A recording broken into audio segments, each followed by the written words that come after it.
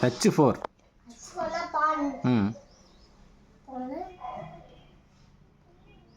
H4.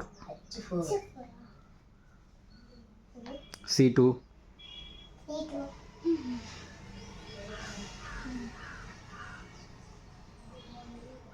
RH7.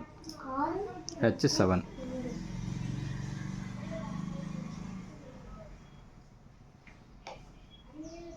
BA1. A1.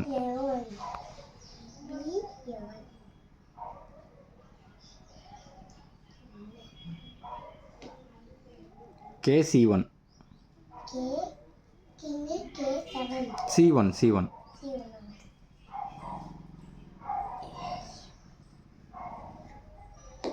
Okay, correct. இது black. F4. அச்சோ சரி தேய்ச்சிக்கோங்க,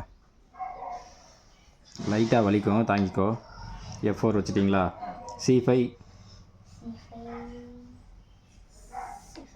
A5.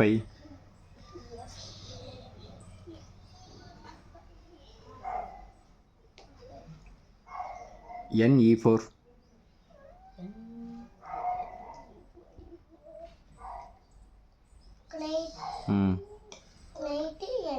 E4. Okay. RD8.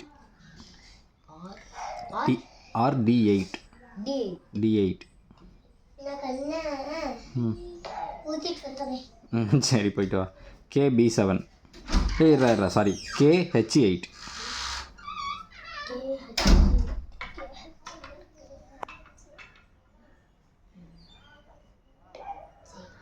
Okay, அதோட confirm பண்ணிக்கோ. ஒயிட்டில் இருந்து H4 C2, H4ல் இருக்குது, C2ல் இருக்குது. RH7 BA1 KC1.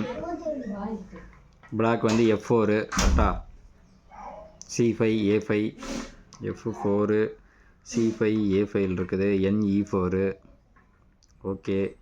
RD8 KH8. Okay done. வாங்க அடிக்காச்சு.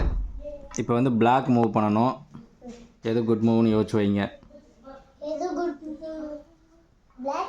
பிளாக் தான் விளாடணும்.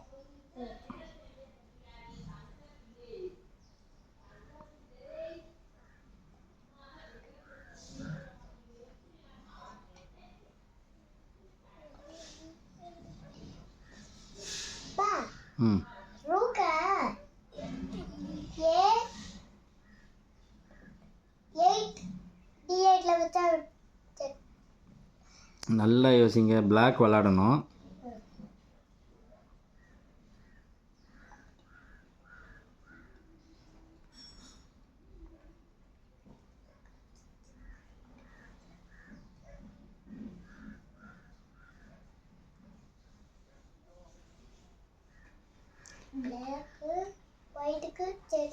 இல்லை, நான் அதை சொல்லவே இல்லையே. பிளாக்கு விளையாடணும்னு சொன்னேன். பிளாக் இப்போ எதை வச்சு விளையாடணும்? முதல்ல பிளாக் எங்கே இருக்குது? பிளாக் கிங் அங்கே இருக்குது. பிளாக் கிங்குக்கு எங்கெங்கெல்லாம் செக் இருக்குது?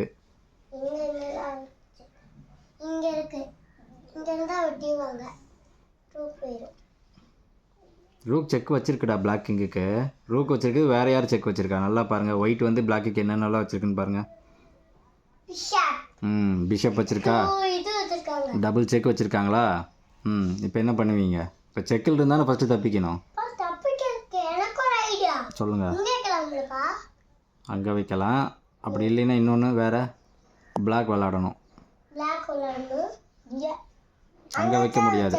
பிஷப் இருக்குது, ரூக்கு இருக்குது. அவங்க செக்மேட்டு அடிக்க ட்ரை பண்ணி வந்திருக்காங்க. இப்போ நல்ல மூவ் எதுன்னு யோசிங்க.